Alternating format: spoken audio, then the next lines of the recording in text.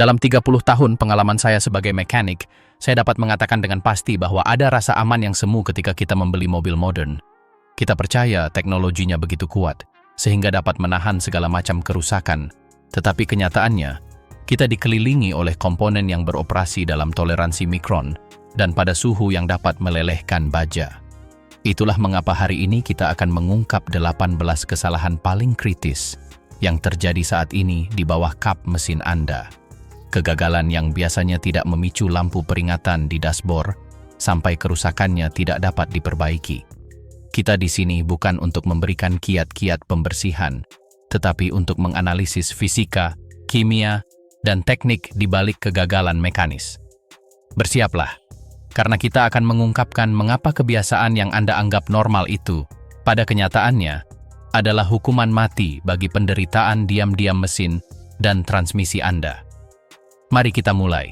Mengabaikan masa penyesuaian, break-in period pada mesin baru atau yang baru saja direkondisi. Ada kepercayaan berbahaya bahwa mesin modern siap pakai dari pabrik, tetapi ini adalah kesalahan teknis yang mengabaikan hukum gesekan. Ketika mesin baru atau ketika telah direkondisi, permukaan bagian dalam silinder dan ring piston memiliki tonjolan mikroskopis yang dihasilkan dari proses pemesinan. Masa penyesuaian, umumnya 1.500 hingga 2.000 km pertama, adalah waktu yang dibutuhkan bagian-bagian ini untuk menyesuaikan satu sama lain melalui keausan yang terkontrol.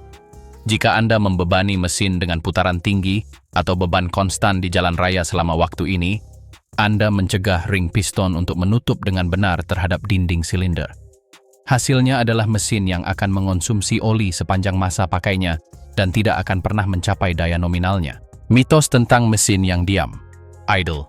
Ini mungkin kebiasaan paling merusak dan tersebar luas dalam sejarah. Banyak pengemudi menghidupkan mobil mereka dan membiarkannya diam selama 10 menit di depan rumah mereka untuk memanaskan mesin. Di era injeksi bahan bakar elektronik, ini adalah bunuh diri mekanis. Saat diam, mesin tidak menghasilkan beban dan oleh karena itu membutuhkan waktu lebih lama untuk mencapai suhu operasinya.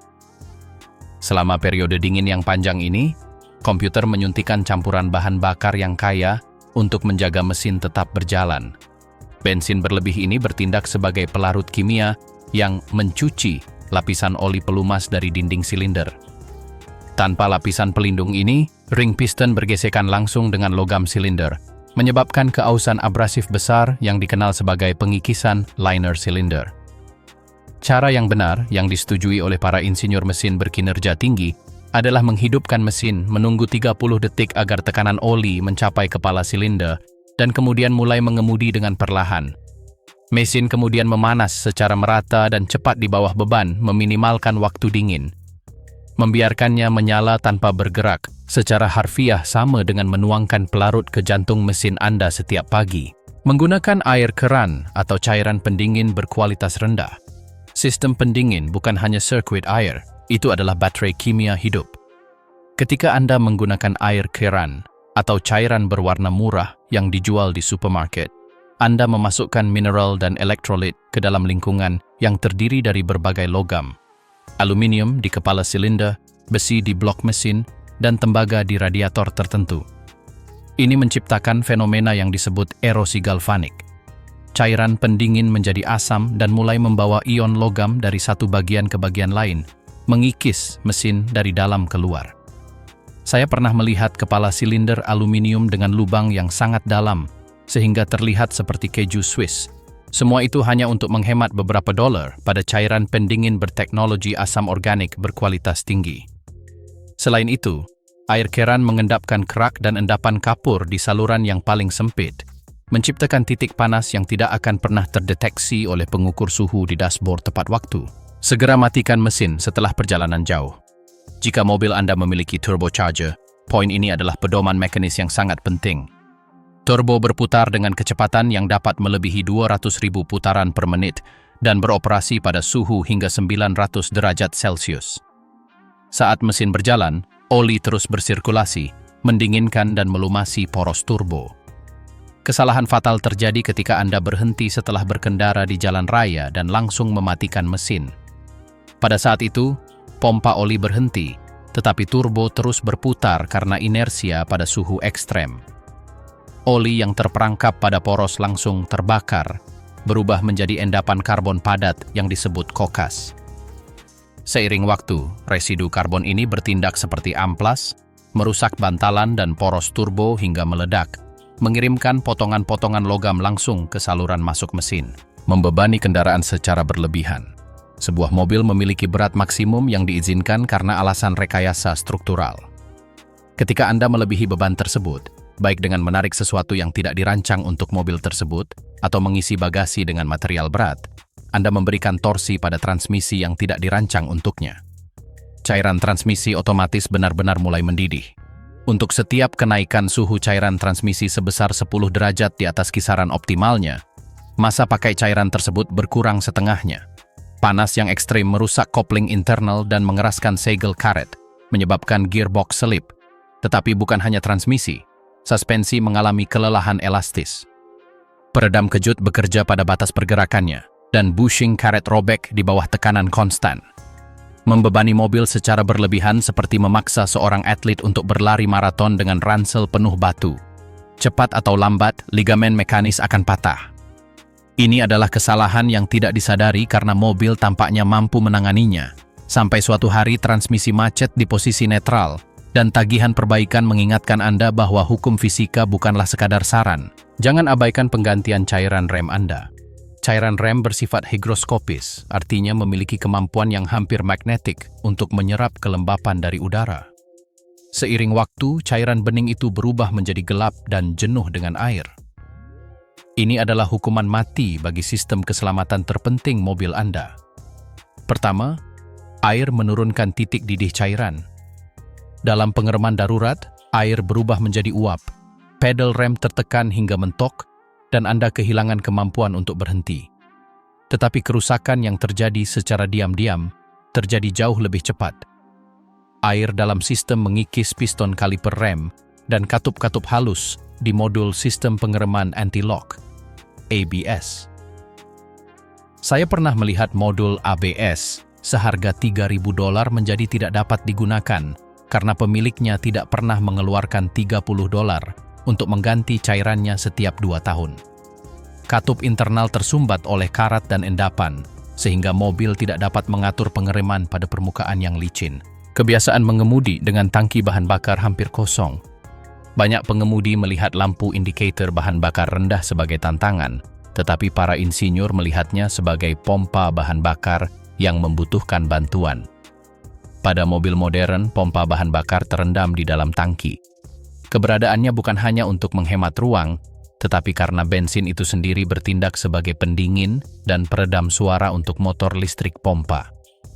Ketika Anda secara konsisten mengemudi dengan kurang dari 1/4 tangki, pompa terpapar udara dan berhenti membuang panas dengan benar, yang menyebabkan kumparan internalnya terbakar. Selain itu, ada masalah kavitasi dan hisapan sedimen. Partikel dan kondensasi air menumpuk di dasar tangki. Ketika level bahan bakar rendah, pompa menghisap lumpur mekanis ini, menjenuhkan filter dan memaksa motor listrik bekerja di bawah tekanan yang sangat besar. Mencampur oli dengan viskositas atau basis yang berbeda. Oli mesin adalah resep kimia kompleks yang terdiri dari polimer, deterjen, dan pengubah gesekan. Ketika Anda memutuskan untuk menambahkan oli sintetis kelas atas dengan oli mineral murah dengan viskositas berbeda karena itulah yang tersedia di pom bensin, Anda menciptakan ketidakstabilan kimia di dalam mesin Anda. Aditif dari merek dan basis yang berbeda dapat bereaksi satu sama lain, menyebabkan oli mengental sebelum waktunya dan membentuk apa yang dalam bidang teknik disebut endapan. Endapan ini adalah zat hitam lengket yang menghalangi saluran pelumasan mesin dan menyumbat saringan pompa oli. Setelah endapan terbentuk, mesin mulai menderita kekurangan oli di bagian atas, seperti poros bubungan. Ini adalah kematian perlahan akibat kekurangan gizi mekanis. Mesin mungkin terus berjalan, tetapi keausan logam meningkat 10 kali lipat. Jangan pernah, dalam keadaan apapun, mencampur oli dengan spesifikasi yang sangat berbeda. Lebih baik menunggu dan membeli oli yang tepat daripada membuat campuran bahan kimia yang akhirnya akan menyumbat arteri vital mesin Anda. Mengabaikan suara sabuk aksesori. Suara derit bernada tinggi yang Anda dengar saat menghidupkan mobil di pagi hari bukanlah gangguan kecil. Itu adalah teriakan minta tolong dari bantalan yang kehilangan pelumasannya. Sabuk aksesori menggerakkan alternator, pompa air, dan power steering. Jika salah satu penegang atau bantalan macet karena panas dan gesekan, sabuk akan hancur dalam hitungan detik. Pada banyak mesin modern, ketika sabuk aksesori putus, potongan karet dapat masuk ke belakang puli poros engkol dan terbang ke rumah sabuk timing. Jika ini terjadi, timing mesin akan terganggu, piston bertabrakan dengan katup, dan mesin akan hancur dalam sekejap. Apa yang awalnya hanya suara bantalan seharga $10 yang dapat Anda ganti dalam setengah jam, berubah menjadi perbaikan mesin seharga $5.000. Mengabaikan suara yang tidak diinginkan adalah dosa besar mekanik. Mobil dalam kondisi baik seharusnya terdengar bersih. Suara derit, rengekan, atau ketukan apapun adalah peringatan bahwa entropi sedang memenangkan pertempuran dan mobil Anda akan mengalami kegagalan yang dahsyat. Sejauh ini, kita telah menganalisis bagaimana kebiasaan sehari-hari dan keputusan penghematan biaya yang salah arah mengikis integritas bagian-bagian termahal kendaraan Anda. Tetapi kerusakan tidak berhenti pada mesin. Membersihkan mesin dengan semprotan air bertekanan. Ada obsesi estetika untuk melihat mesin berkilau, seolah-olah baru saja keluar dari ruang pamer, tetapi menggunakan air bertekanan tinggi di bawah kap mesin adalah salah satu praktik paling berbahaya di era elektronik canggih. Mesin modern dipenuhi dengan sensor, unit control, dan konektor yang, meskipun dirancang agar tahan terhadap percikan dan kelembapan lingkungan, tidak dibuat untuk menahan kekuatan semprotan air bertekanan dari jarak dekat. Tekanan air mengatasi segel karet konektor dan menembus pin tembaga, memulai proses korosi galvanik yang tak terlihat. Beberapa minggu atau bulan kemudian, Anda akan mulai mengalami masalah pengapian, lampu peringatan menyala tanpa alasan, atau lebih buruk lagi, korsleting pada unit control mesin yang dapat menelan biaya ribuan euro. Saya pernah melihat kasus di mana kelembapan terperangkap di dalam lubang busi, menyebabkan percikan listrik yang merusak koil pengapian, tidak membersihkan saluran pembuangan sasis. Mobil Anda dirancang untuk mengelola air hujan melalui jaringan kompleks saluran dan drainase internal yang mengalir melalui pilar, kompartemen baterai, dan spatbor. Kesalahan yang sering diabaikan adalah melupakan bahwa saluran pembuangan ini tersumbat seiring waktu karena akumulasi daun, kotoran, dan residu lilin pencuci mobil. Ketika ini terjadi, air tidak mengalir menjauh dari sasis. Air menggenang di titik-titik buta di mana tidak ada ventilasi. Hasilnya adalah korosi struktural yang merusak logam dari dalam keluar. Lebih buruk lagi, banyak dari saluran ini berada dekat dengan rangkaian kabel utama atau komputer kendaraan. Saya pernah melihat mobil kebanjiran di dalam dengan jamur yang merusak interior kulit dan elektronik kenyamanan, hanya karena saluran pembuangan 2 mm di bawah kaca depan tersumbat. Ini adalah kematian akibat tenggelamnya komponen mekanis. Tekanan ban yang tidak tepat. Sebagian besar pengemudi hanya melihat ban sebagai karet yang aus, tetapi bagi seorang insinyur, ban adalah komponen pertama dari suspensi dan bagian penting dari sistem penggerak. Mengemudi dengan tekanan ban yang tidak tepat, bahkan hanya selisih 3 atau 4 pon, mengubah diameter putaran efektif roda. Pada kendaraan dengan penggerak semua roda atau sistem kontrol stabilitas modern, perbedaan diameter ini memaksa diferensial untuk terus bekerja, untuk mengimbangi perbedaan kecepatan antara roda, bahkan saat mengemudi lurus. Hal ini menyebabkan oli diferensial menjadi terlalu panas dan mempercepat keausan roda gigi internal hingga rusak. Lebih jauh lagi, ban yang kurang angin tidak menyerap guncangan. Ban tersebut mentransmisikannya langsung ke bushing, ball joint, dan bearing suspensi, sehingga mengurangi masa pakainya hingga setengahnya. Ini adalah kesalahan perawatan dasar yang merusak komponen paling mahal dari sistem penggerak. Tekanan ban bukan hanya saran estetika, ini adalah spesifikasi teknis untuk beban dan traksi yang menjaga keharmonisan seluruh sistem penggerak mobil. Ketika tekanan ban kurang, radius efektifnya berkurang. Artinya roda harus berputar lebih banyak daripada roda lainnya untuk menempuh jarak yang sama. Pada kendaraan modern yang dilengkapi dengan sistem penggerak semua roda, AWD, cerdas atau kontrol traksi aktif, perbedaan ini dideteksi oleh sensor kecepatan ABS. Komputer menginterpretasikan ini sebagai roda yang selip dan terus-menerus mengaktifkan kopling diferensial tengah atau menerapkan pengereman selektif untuk mengoreksi kehilangan traksi yang sebenarnya tidak ada. Upaya yang tidak perlu ini menghasilkan panas yang sangat tinggi pada cairan diferensial, menurunkan sifat pelumasnya dan mempercepat keausan roda gigi planet dan pinion. Kesalahan melumasi komponen yang seharusnya bekerja kering. Ada kecenderungan keliru untuk percaya bahwa lebih banyak pelumasan selalu lebih baik, tetapi dalam dunia mekanik, ada komponen yang dirancang untuk bekerja kering atau dengan lapisan teflon khusus. Kesalahan klasik adalah mengoleskan gemuk atau oli pada rel kursi, kait pintu yang terbuka, atau yang lebih buruk, baut kaliper rem tanpa menggunakan pelumas silikon yang sesuai. Gemuk biasa adalah magnet bagi debu dan kotoran jalan. Ketika dicampur, gemuk menjadi pasta abrasif yang bertindak seperti amplas kasar, mengikis logam dan bushing plastik dalam waktu singkat. Saya pernah melihat rak kemudi rusak karena seseorang memutuskan untuk mengoleskan gemuk di area yang seharusnya bersih, menjebak partikel yang akhirnya menggores segel hidrolik. Obsesi teknis memberitahu kita bahwa setiap bagian memiliki pelumas spesifiknya, dan menggunakan yang salah atau menggunakannya di tempat yang seharusnya tidak, secara aktif mempercepat keausan abrasif, mengubah mekanisme yang berjalan mulus menjadi perangkap kotoran yang akhirnya akan macet atau rusak. Dalam rekayasa material, ada yang disebut pelumasan interferensi padat atau terkontrol. Banyak komponen, seperti bushing poliuretan, rel nilon, atau aktuator sistem ventilasi plastik, dirancang untuk beroperasi tanpa aditif eksternal. Ketika Anda mengoleskan gemuk litium atau oli penetrasi ke area ini, terjadi pengkhianatan kimia. Pelarut pelumas sering menyerang struktur molekul plastik, membuatnya rapuh atau terlalu lunak. Tetapi bahaya sebenarnya adalah penjebakan kotoran. Gemuk bertindak sebagai perekat untuk debu silika dan partikel logam di sekitarnya, menciptakan bubur abrasif yang mengikis permukaan kontak.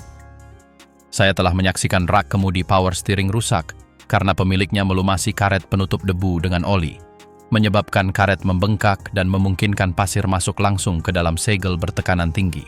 Mengabaikan getaran setir.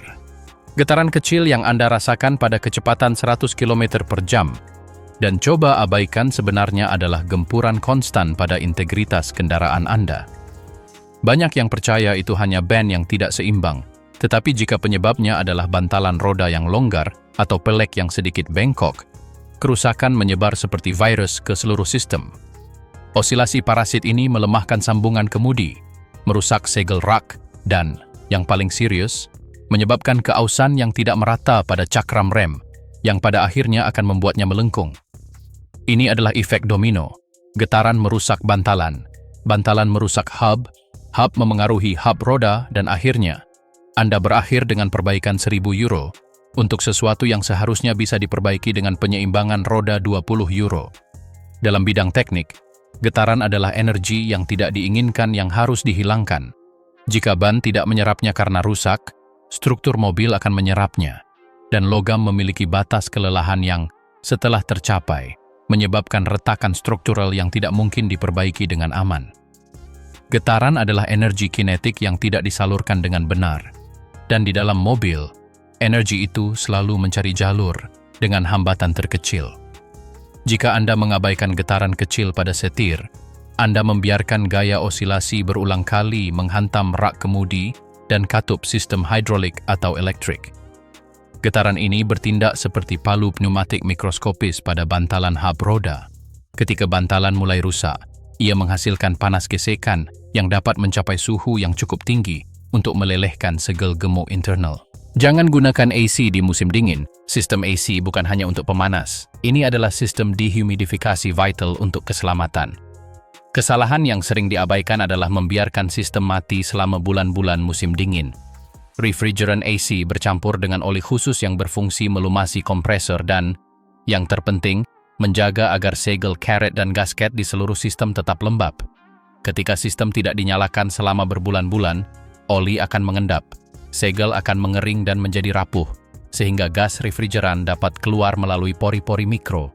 Saat musim panas tiba dan Anda memutuskan untuk menyalakannya, sistem sudah kosong atau kompresor macet karena kurangnya pelumasan awal. Para insinyur merekomendasikan untuk menyalakan AC setidaknya selama 10 menit setiap 2 minggu, bahkan dengan pemanas menyala. Ini menjaga kekedapan udara sistem dan mencegah biaya perbaikan yang sangat mahal untuk kebocoran yang sulit ditemukan. Ini adalah kebiasaan perawatan gratis yang menjaga salah satu sistem paling kompleks dan mahal di mobil Anda. Sistem pendingin udara kendaraan adalah jaringan tertutup bertekanan tinggi yang bergantung pada sirkulasi konstan agar berfungsi. Refrigeran tidak mengalir sendiri. Ia membawa muatan oli PEG atau POE yang sangat penting untuk kesehatan kompresor. Ketika sistem tidak digunakan selama bulan-bulan yang lebih dingin, oli ini mengendap di titik terendah dalam sirkuit karena gravitasi. Akibatnya, segel nitril dan cincin O pada sambungan pipa kehilangan lapisan pelindungnya, sehingga karet menyusut dan retak. Ketika Anda akhirnya menyalakan pendingin udara di musim semi, gas langsung keluar melalui retakan mikroskopis ini. Lebih jauh lagi, kompresor mengalami start kering, di mana piston internalnya bergesekan dengan dinding yang tidak dilumasi selama beberapa detik yang kritis. Melakukan penggantian oli berdasarkan waktu sambil mengabaikan jam penggunaan di lalu lintas padat. Inilah penipuan besar dari buku panduan pemilik modern yang menjanjikan penggantian setiap 15.000 atau 20.000 kilometer. Angka-angka ini dihitung untuk kondisi berkendara ideal di jalan raya, tetapi kenyataan bagi sebagian besar pengemudi adalah lalu lintas perkotaan, perjalanan singkat, dan berjam-jam mesin menyala tanpa bergerak. Dalam kondisi ini, mesin berjalan, oli mengalami degradasi karena panas dan kontaminasi bahan bakar, tetapi odometer tidak bergerak. Mobil yang menghabiskan 2 jam sehari dalam kemacetan, lalu lintas mungkin hanya menempuh jarak 20 km, tetapi olinya mengalami keausan yang setara dengan 100 km berkendara di jalan raya. Mengabaikan jam kerja mesin dan hanya mengandalkan jarak tempuh memungkinkan oli berubah menjadi lumpur hitam di dalam bak oli. Obsesi terhadap umur pakai yang panjang menuntut agar, jika Anda terutama berkendara di perkotaan, Anda mengurangi interval penggantian oli hingga setengahnya. Oli murah, mesin baru tidak. Mengganti oli berdasarkan penggunaan aktual Anda, bukan berdasarkan angka optimis dalam brosur penjualan, adalah yang membedakan mobil yang bertahan hingga 300.000 km dari mobil yang rusak pada 100.000 km. Degradasi oli adalah proses termal dan oksidatif yang tidak berhenti ketika mobil berhenti di lampu lalu lintas. Dalam lalu lintas perkotaan di kota-kota besar, mesin dapat berjalan selama 300 jam untuk menempuh jarak kurang dari 5.000 km.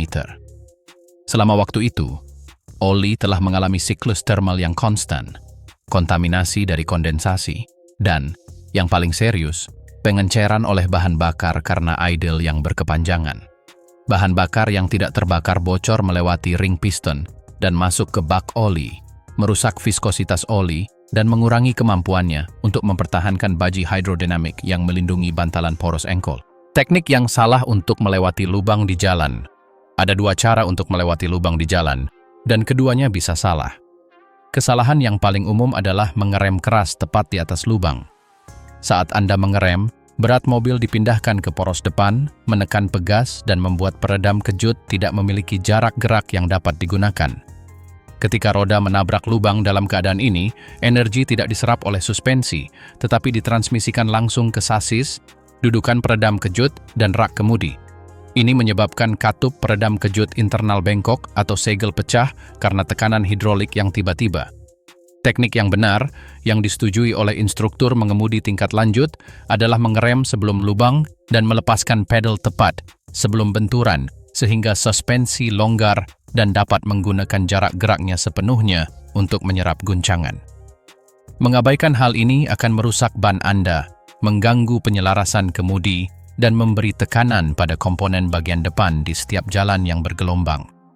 Ini adalah masalah manajemen massa dan gaya yang diabaikan oleh kebanyakan orang, dan akibatnya mereka membayar mahal dengan peredam kejut yang hanya bertahan sebagian kecil dari seharusnya.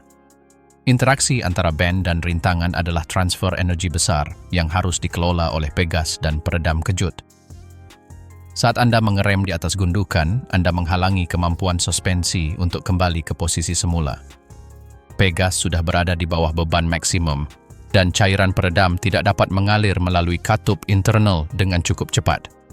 Ini menciptakan lonjakan tekanan hidrolik yang dapat merusak segel peredam kejut, membuat mobil kehilangan kendali pantulan. Tetapi kerusakan strukturalnya lebih dalam gaya benturan itu, yang tidak teredam merambat melalui lengan kemudi ke rak kemudi. Kesalahan fatal perawatan seumur hidup. Kita telah sampai pada dosa asal industri otomotif modern. Banyak produsen memberi label transmisi dan diferensial mereka sebagai tersegel seumur hidup atau dengan oli seumur hidup. Ini adalah kebohongan pemasaran yang dirancang untuk mengurangi biaya kepemilikan yang tampak selama beberapa tahun pertama masa garansi. Tidak ada oli yang bertahan selamanya. Cairan transmisi mengalami gesekan, oksidasi termal, dan kontaminasi dari partikel mikrologam dari cakram kopling. Ketika oli tersebut terdegradasi, transmisi mulai rusak, perpindahan gigi menjadi kasar, dan akhirnya gearbox mati. Bagi produsen, umur pakai mobil adalah 150.000 kilometer. Jika Anda ingin mobil Anda bertahan lebih lama dari itu, Anda harus mengganti cairan tersebut. Mengabaikan penggantian oli transmisi dan diferensial sama saja dengan menandatangani surat kematian komponen termahal setelah mesin. Penggantian cairan setiap 60.000 kilometer adalah investasi minimal dibandingkan dengan biaya 6.000 euro untuk transmisi baru. Ini adalah kelalaian terbesar. Kesalahan yang dilihat mekanik setiap hari pada mobil yang berakhir di tempat pembuangan rongsokan karena keputusan yang dibuat pemilik berdasarkan label pemasaran dan bukan pada realitas rekayasa tribologi. Ini adalah monumen utama dari keusangan terencana melalui kelalaian. Industri telah meyakinkan jutaan pengguna bahwa transmisi otomatis modern adalah kotak hitam yang tidak memerlukan intervensi. Ini adalah kekeliruan fisik. Cairan transmisi adalah cairan kerja yang mentransmisikan daya melalui konverter torsi, membersihkan residu gesekan dari kopling, dan mendinginkan badan katup yang kompleks. Seiring waktu, panas memecah rantai molekul cairan ini, menyebabkannya kehilangan kemampuannya untuk mempertahankan tekanan hidrolik yang tepat yang dibutuhkan untuk perpindahan gigi. Hasilnya adalah keausan cakram gesekan yang dipercepat, yang akhirnya mencemari seluruh sistem dengan partikel logam. Dengan 18 kesalahan ini, kami telah memetakan jalan menuju kehancuran atau keabadian kendaraan Anda. Perbedaan antara mobil yang menjadi lubang tanpa dasar pengeluaran dan mobil yang setia melayani Anda selama beberapa dekade bukanlah merek atau modelnya, tetapi kedalaman pengetahuan teknis Anda dan kemampuan Anda untuk mengabaikan mitos tentang penghematan yang mudah.